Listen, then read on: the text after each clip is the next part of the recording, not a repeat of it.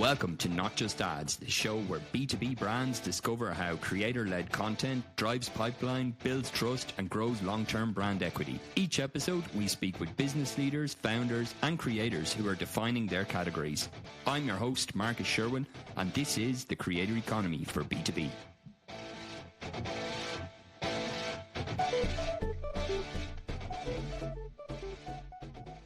Hello and welcome today to Not Just Ads, the creator economy for B2B.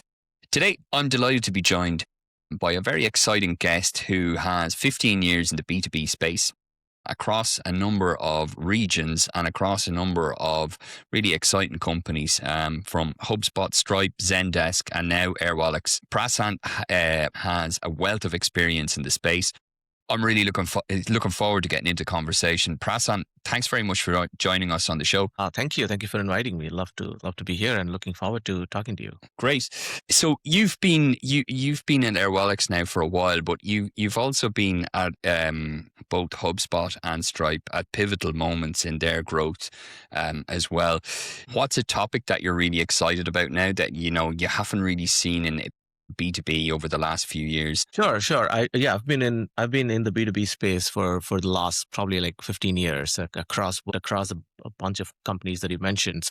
I've done everything from running events to setting up ABM to doing partner marketing to doing affiliates, creators, influencers, campaigns, webinars. I kind of seen a spectrum of what typical B2B marketers do. I think my biggest learning over the last 15 years, and where I see this is going, is that B2B market usually, companies play it safe. It's very kind of corporate, kind of tight, kind of set up, build thought leadership, do these big ebooks, kind of run these, one-off brand campaigns that are kind of looking corporate, run some ads on LinkedIn, brand ads on Facebook, try to get traction, build some ebooks, get them, put them online and get some traction. I mean, that playbook used to work, but with kind of AI coming in and content becoming anybody can write content and build content. I think what really matters now is kind of building trust and authenticity. And the traditional and typical playbooks that marketers used before are kind of becoming kind of, it's important, but it's not, it's kind of getting a little kind of boring now. It's like, for example, I saw a piece of content, I saw an ad from one of the, I don't name the company, but a really big B2B company, which was kind of one of the SaaS companies that the market leaders. It was about the topic, the ad creative was playbook, ultimate guide for B2B marketers to run campaigns. I mean, I was looking at this, I'm a B2B marketer. I was like, the ebook was so generic, the ad creative was so generic, it was from a brand. But I mean, I don't even how does, I was thinking about it, why would somebody click on this? So I think that used to be the playbook before. I think what's really exciting for me is that, which I'm really kind of honing in over the last 6 to 8 months at Airwallex, is how do we stand out? How do we become different? How do we ensure we build trust and authenticity? Because if you look at Airwallex, we are not a market. We're not like Stripe. We are not in a Silicon Valley company which is organically gets traction, has a lot of word of mouth. We really need to kind of build a brand, and we are a challenger brand. So we need to kind of really stand out. So I think where I've seen what I think the next future is that we like the creator economy and the influencers and working with authentic voices that kind of have an existing audience is where they really see traction. And if I have to make a choice, right, if I have to run a brand ad promoting an ebook, getting people to download it versus giving the same ebook to influencers and kind of asking them to share it in their own voice and then getting people to download it, I would treat option 2. 5 years before, I would have just done the same playbook, put some money behind on paid and create an audience and run it. But now I would look at it differently. And this is not just for the ebook. I'm just telling basically any new campaign that we launch, we also kind of think it from distribution first. And the distribution channels are evolved from just being brand channels on paid media to be doing a typical, press release because we've launched a report, to how do we find these authentic, trusted voices on some of these platforms, social platforms, who has built an audience, who's built credibility, and how do we work with them long term to kind of then bring this out, not in a promotional way, but the really kind of more authentic, trustworthy way.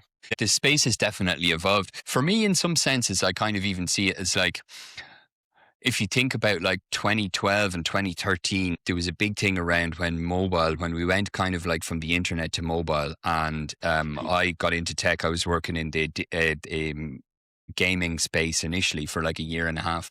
And one of the big things there was like working with a lot of affiliates. You'd have products and they would work with affiliates. And then I think there's kind of, it's not the same, but it's definitely, there's parallels, I think, between what we see in B2B creators now and what we saw with the affiliates, whatever it was, 12, 13 years ago. I don't know if you kind of see that as well, of like, they're the ones that have the established audience, they've built the trust. And if you get the link and the partnership right, it can work really well. I agree. I think we've also over the last 2 years gone really deep into affiliates, and the traditional way of how affiliates work is because they have a large search. They basically like kind of, you know, they kind of do search arbitrage and then kind of get traffic. They're very good with SEO. They kind of know how SEO works and they build content to get people onto their site, and then they charge people for every click. That playbook has kind of gone out of the window given with all of the AI, Sure.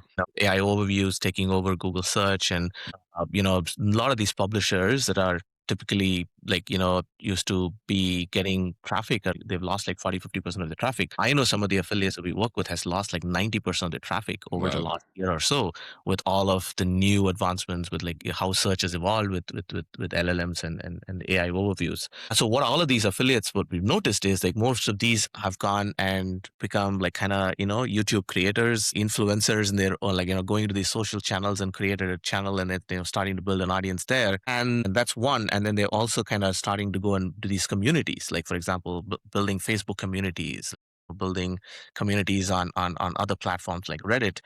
And now they've kind of gone away from the search heavy business model to more creators and influencer led model. And naturally, they've taken that transition. And over the last 2 years, some of them have really been successful. So I think we have kind of we kind of saw the trend, and at Airwallex, we also kind of moved in the direction where we moved away from these typical, search based affiliates to more into creators. We probably in the last 6 months done more than 150 videos with YouTube creators. A lot of creators were kind of, owning some of the affiliate channels.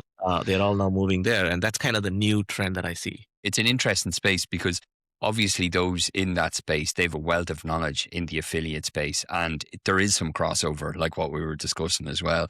I'd love to from your perspective then, when you're working with creators, like what do you look at? Like what do you kind of say, okay, look, this is my criteria? Because I'm guessing in some senses of like, even now, if we look at LinkedIn, like followers and number of followers is probably a metric that doesn't really give you much, because the reach part is the big challenge on platforms as they mature. And then also, I guess, is the relevance as well, making sure that it's relevance to the audience that you want to engage. So what are some things that you look at when you're like, okay, let's identify some creators that are feasible that we can work with in the longer term? It's difficult, to be honest. Without what we have learned is like any channel we pick, we kind of go broad.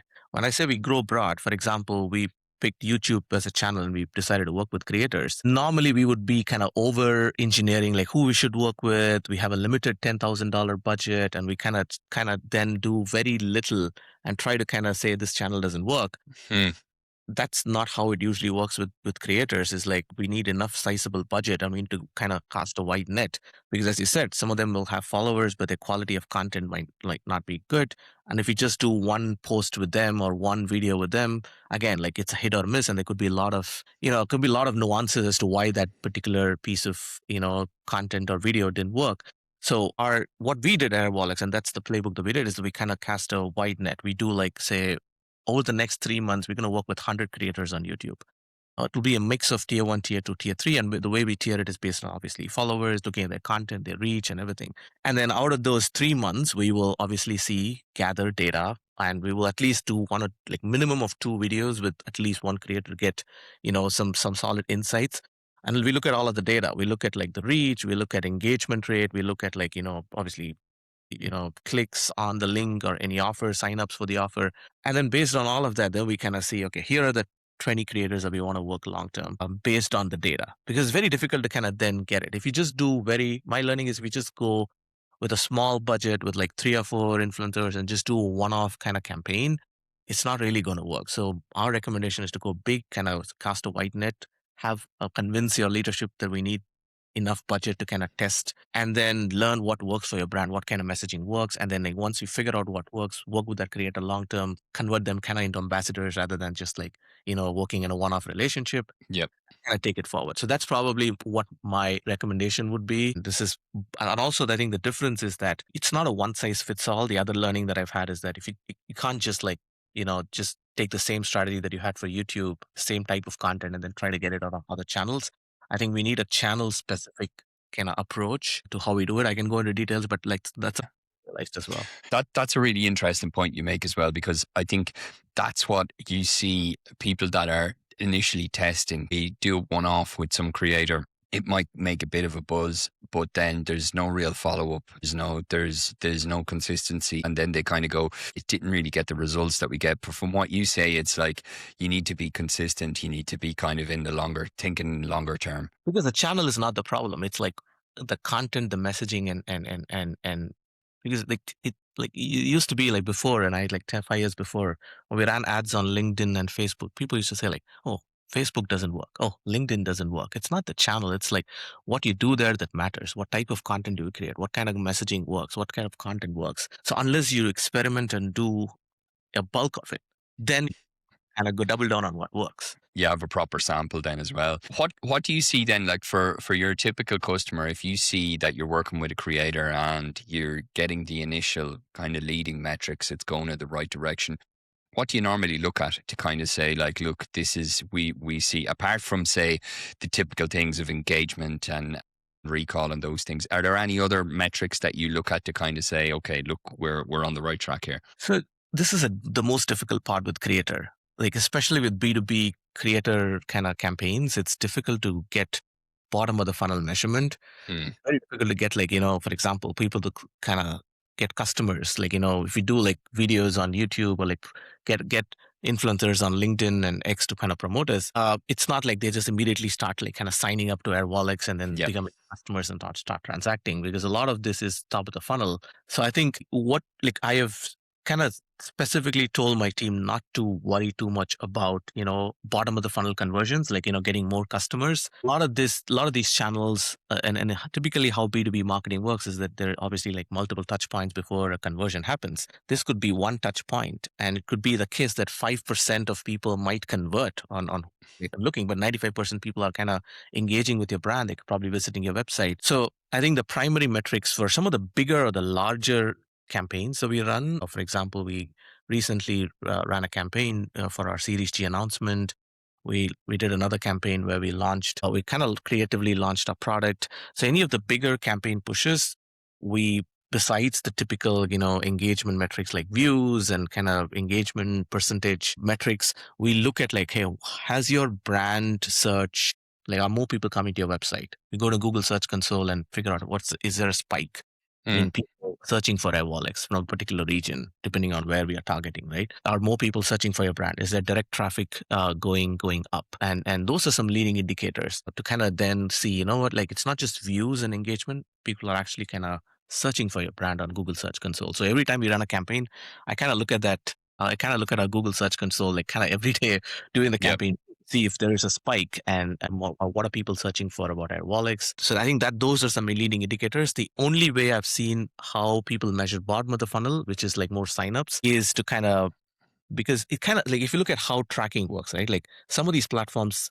de-incentivize people to have links and get them out. Like for example, if campaign, if we ask people to kind of add a UTM link, the algorithm kind of it kind of throttles the algorithm, kind of push that post. Then the problem is like if you don't add links, then you don't measure. So the best way I think I've realized is like the only way we can measure this bottom of the funnel is to maybe do self-attribution. When people sign up, we ask them like, where did you learn about us? And if it's like they say YouTube, TikTok, we don't do a lot of organic content on like TikTok and kind of LinkedIn, then we assume that this is from influencers. But otherwise, it's very difficult to actually look at bottom of the funnel. And that's partly why I feel a lot of B2B kind of marketers kind of don't want to go into this, invest in this channel, because they kind of want to track everything. My feeling is that, again, like over the course of years, is that a lot of things cannot be tracked.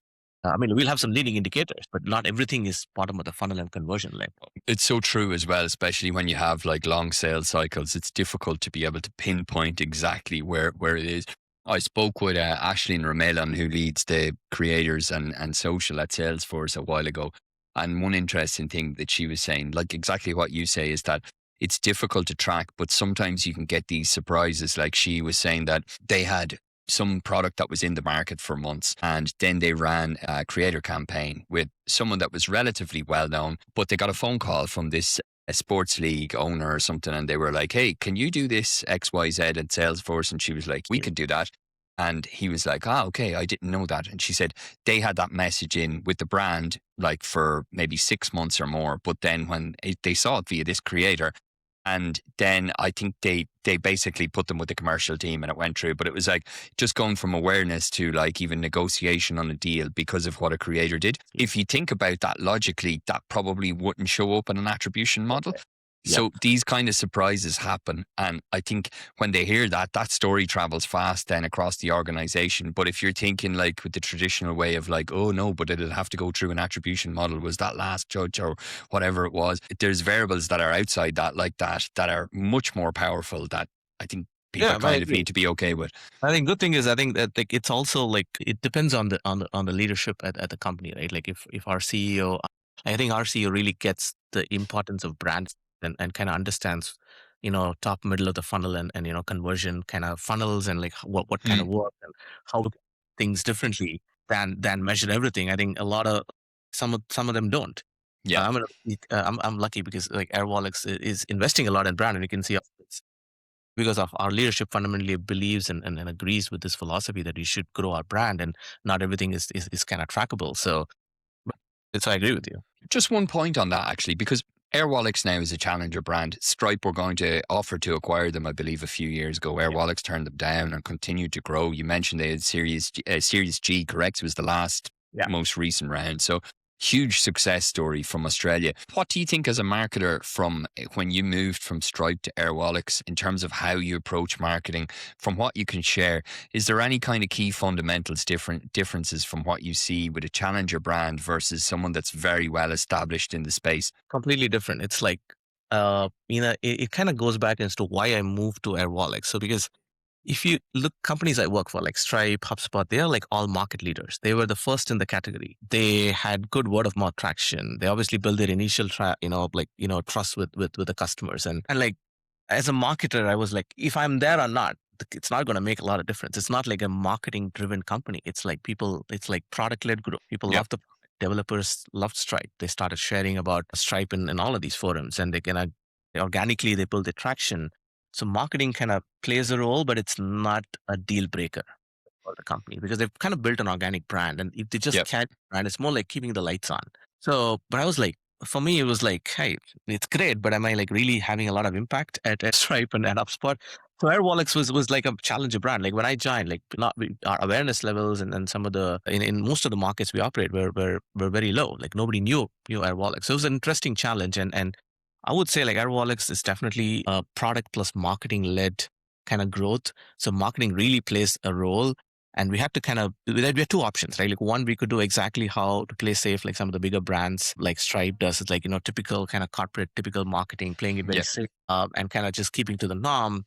Or kind of try completely break the mold and kind of do stuff that kind of challenges the status quo, kind of makes us stand out, because otherwise we're never going to get traction. So I think that's where you see some of our investments in some of the sponsorships, even the ad that you saw, this week we will launch with Spike Lee. All of the work we've been doing with creators, influencers is kind of pushing the needle of how a typical B2B marketing operates and kind of challenging the status quo and trying to kind of break through the clutter. So it's kind of very different. Like looking back, it's like the last 3 years at Airwallex has been like completely different from how I would have operated at Stripe, because we just can't afford being a kind of a safe brand. Like that's just very corporate stuff that kind of then still works. So I don't know.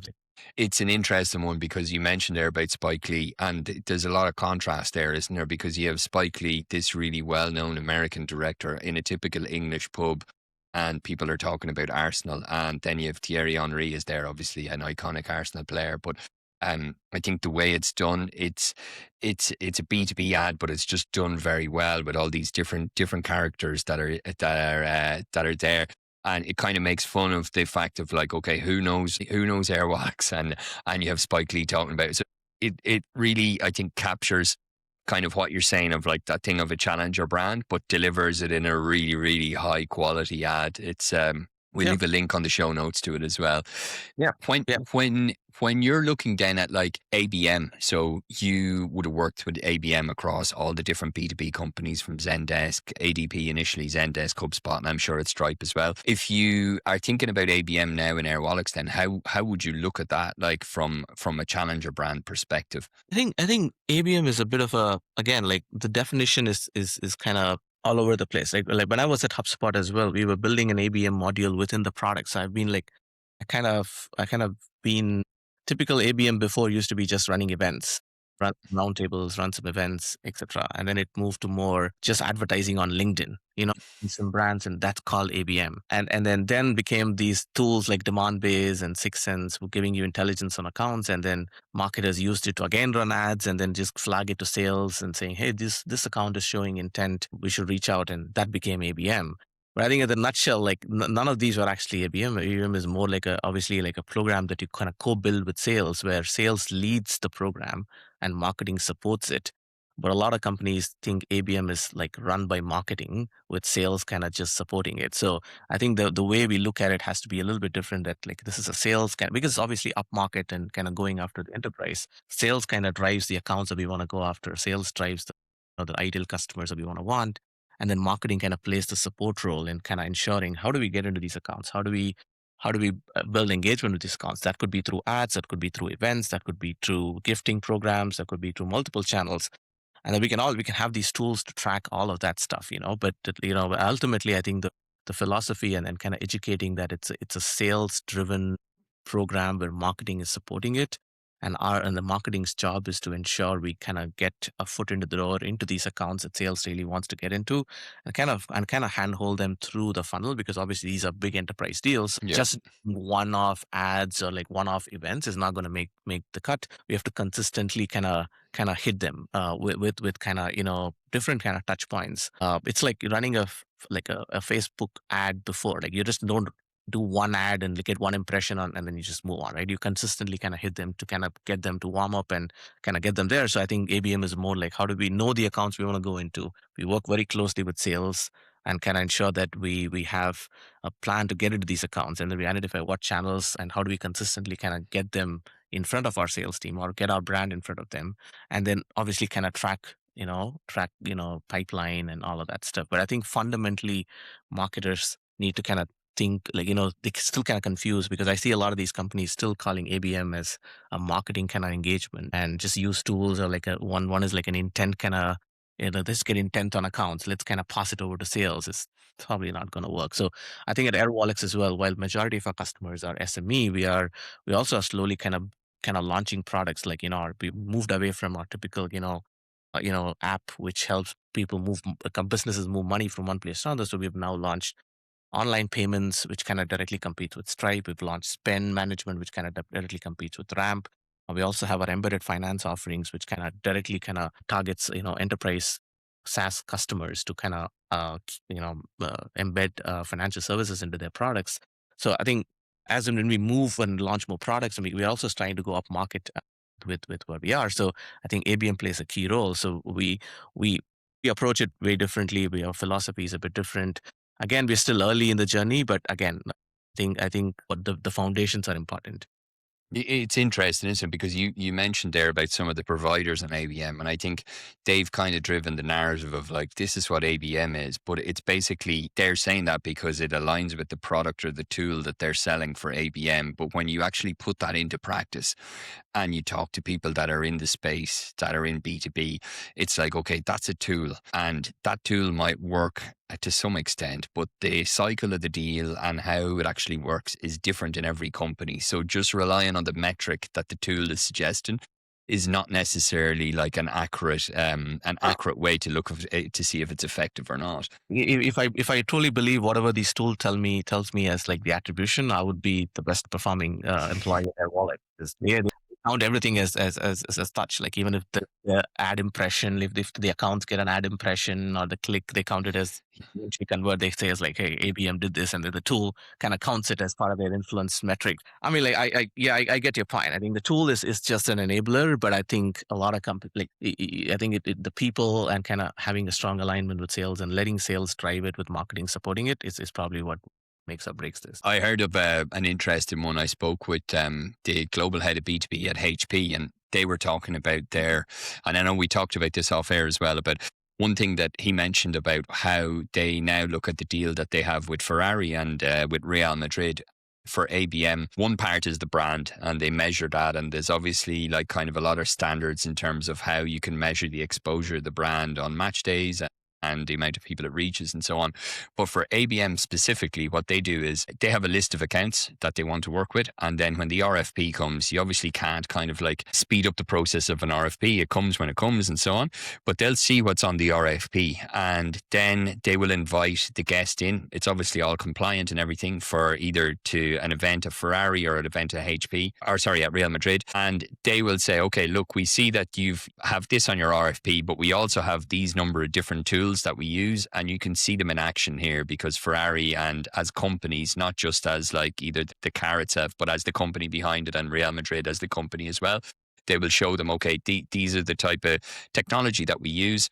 How they measure it then is they go, if the actual deal has expanded within 90 days, then marketing is attributed that expansion. But if it hasn't, then that's it. So they first of all use it purely as an expansion tool, and they have a time frame of 90 days. And then if after that, it's like it doesn't impact it at all. So I thought it was interesting, because when you think about it, it's really simple how they approach it. Sometimes it's when you make things so simple like that, when you have a defined list, you can kind of see what the impact is.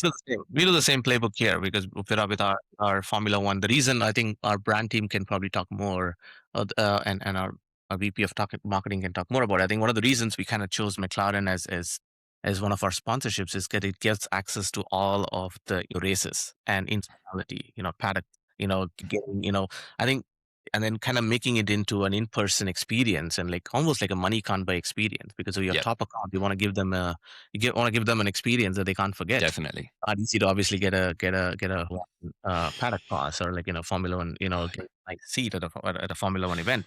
That's probably the main reason, one of the biggest, success for us, is like not just the brand sponsorship, but also using those brand sponsorships to kind of then build in-person momentum. Kind of very important for ABM, as you rightly said. Definitely. Like even actually showcasing them, okay, this is what the tool can do in the company. That's like kind of the thing. And then afterwards, obviously you have the event and everything, but it's true. It's definitely the in-person event is where these kind of things are, you have people's attention, but you can also see then what the opportunities are. It makes a ton of sense. From the beginning of this year, like when you're looking now, you're planning for the next, say, 12, 18, 24 months out. What are you most excited about? What's in the space that you're doing at Airwallex? Where are you, like, if you were to say predictions for the future, where would you place your bets in terms of being key growth drivers? I think the biggest shift in my mindset and my learning is obviously the thing I mentioned about, creators and influencers. I think that is a big shift. It's going to be probably, I think some of the newer age AI brands are probably spending like 40% of their budget on creators. They're not spending paid social, the typical paid ads. Like, I think that's the big shift. I think I think there's a lot to learn. I think that's probably at a surface, it looks like you just pay a few people and then they just start talking about your brand and then you just get some traction. But if you go into the details by channel, the nuances of it, the type of creators, the how do we create and bring that content out, there's a lot of nuances involved. So it requires investment in terms of, resources, budget, operating model, all of that. And then typically what companies do is they work with agencies, outsource it to agencies and do it. But we're trying to build all of this in-house. We're building like an influencer marketing team. We're putting money behind it across all channels and we're experimenting. We're going kind of wide, right? I think that's the biggest, exciting piece for me, because this is not a space that traditionally B2B marketers went into. And this is something that I'm really looking into, and we're kind of building out the team and people who are listening to this, like, we'll love to kind of, if you're keen to work with us, please do apply. We have open roles for influencer marketing managers at Airwallex. So That's probably the biggest exciting piece for me. I think the second exciting piece is like, how do we, like, as Airwallex is maturing and becoming like a really big brand, how do we build that trust and authenticity? And this is more for some of our brand investments. So we're really honing in on building a brand that really stands out of the clutter. So making smart brand investments that does not follow the typical B2B playbook, like the one you saw with Spike Lee. We also have a few more. I don't want to break and I know there's a couple more exciting launches that are happening over the next few weeks, and you'll start to see that some of the work that is kind of completely different from how other B2B fintech brands or like your traditional banks that we kind of compete with are operating. So I think doubling in down on our brand and investments, kind of doubling down on our, influencers kind of channel, and then building ambassadors at the end of it, and then going deep into these channels is probably what really excites me. There's a lot to learn, and I'm like, I think we're just getting started. One quick one actually on the creators. When you're looking at like LinkedIn, and we see this now as a trend as well, that people that are working with creators, they're also then looking at like kind of say thought leader ads to promote kind of at targeted accounts and at ICPs and stuff. Is this stuff that you're looking at that you've tested and stuff on LinkedIn as well? That's exactly what. So every time here's as part of our operating process, once we kind of get some of the creator posts out, we will see what's kind of working well. And then the ones that are working well and are getting kind of traction, we obviously boost it across all, across YouTube, LinkedIn as well. So we kind of boost, we add more dollars, and then we kind of boost the ads. Yeah. And it's very clear that like if a brand runs an ad versus we kind of promote an influencer-led content, which is a little bit more authentic and kind of long form, it's very clear that the influencer post does like 2 to 3x better than a typical brand ad does. But it's now part of our operating process. We're now launching a project to go big on TikTok with TikTok creators. And that's our plan there as well. Is like, once we see traction organically happening, we will put add money and boost it, and then get more additional traction. And we've often seen that this works much better than you kind of just running a ad, like a static ad or a video ad from your brand handle. So I agree with you. I think that's another, like, there's a lot of learnings from there, and we're still kind of testing in a lot of these channels, but early signals are strong that we should kind of double down on this. Definitely. I think it's merging as well, isn't it? If you look at a lot of platforms, for the end user, it's like the experience. And as the platform matures, they're going to want to monetize that as much as they can. We see it on LinkedIn now with thought leader ads. TikTok is the same with their brand partnership.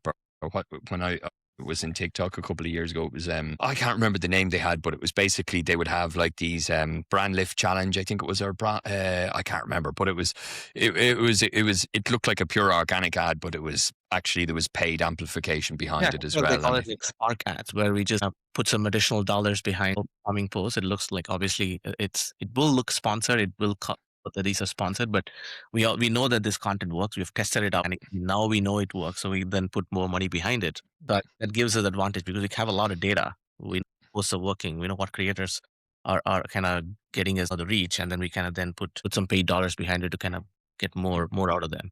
The other thing you touched on there, which I think is really interesting, is around communities. And that's a big trend that I see, especially now with like what you mentioned, like challenger brands. I know that there's a lot of AI companies that are investing a huge amount on this. I know since Anthropic have launched in Europe, huge investment around communities, Lovable, 11 Labs. They're all very, very, have a big focus on communities. From your perspective, how do you see it working for Airwallex when you look at communities in terms of a growth driver? So yeah, when you say communities, like what obviously community is a very broad term. So the communities on Facebook that talk about Shopify sellers, the communities on TikTok, the communities on Reddit. I suppose more what I mean is kind of like the communities as events. So for instance, Lovable have like local ambassadors that they would connect up with, and they're kind of in the loop then for local events. So they may have hackathons and these kind of things. Yes. So when we used to do this at HubSpot, we used to call them HubSpot user groups or hugs. I think they're still there. And Stripe also used to do this. So it kind of works well if you have a brand that is kind of market leader and you have built enough presence in the market. I think Airwallex is kind of, we have done community events where we have some strong customers, but I think we don't have like strong examples of community kind of, brand ambassador kind of work, because I think we are still, I think we're probably like a year behind that. But I've like when I was at HubSpot, we used to like never we used to give $500 or like $1,000 to all of these power users who have a Yep. strong following and community, and they run these events, and it was like it's a game changer. We don't have to. The events are heavy in or logistically kind of put together. It's resource heavy. It just takes time. So what we did was we obviously at HubSpot we recruit hug leaders, so we call it HubSpot user group leaders, and then we kind of get them to kind of do these events, and we support them with budget. Sometimes they do it themselves without any budget support, and it kind of worked well. I think Stripe has also recently launched their community. I think it's just been less than a year or so. Yeah, left. I think it's starting to kind of become a thing. It is in our plans at Airwallex to kind of launch it, but probably later in this year. But that's something that I've been thinking about as well. Like if I had active discussions with the team on like, hey, should we launch this? Is it too early? Which market should we launch? So Airwallex, as our brand is growing, the number of customers are growing. I think that's probably it's in the radar. It's probably going to be our. Well, I think what you're doing though with this, especially with the club sponsorship and the McLaren sponsorship, there's a huge amount of excitement there, especially tomorrow night in Madrid when Arsenal play Atletico Madrid. So, and if they win the league as well, I think that's the partnership is going to pay for itself. We got lucky with McLaren, where McLaren won the championship last year. So I think it's a good omen. Some of that Airwallex look. Prashanth, it was great speaking with you. If anyone wants to find out more about you, where you share content, about Airwallex, about new stuff you're working on, where are you most active? I'm active on LinkedIn, and probably that's the best place. So I can, feel free to connect with me, and probably you can add a link to my LinkedIn profile as well. Perfect. We will indeed. Looking forward to learning as well. Like I'm looking forward to learning from some of the folks who are listening to this on what's worked and what's not, and always happy to debate and discuss. Great. And you're hiring, of course, as well. You mentioned as well. Yes. So we will link that to the careers page as well on the show notes too. Thank you. Great. Prashanth, it was a pleasure having you on. Thanks again for coming on. Thank you, Marcus. It was great. Thank you. Good. Great. Thanks a lot. Cheers.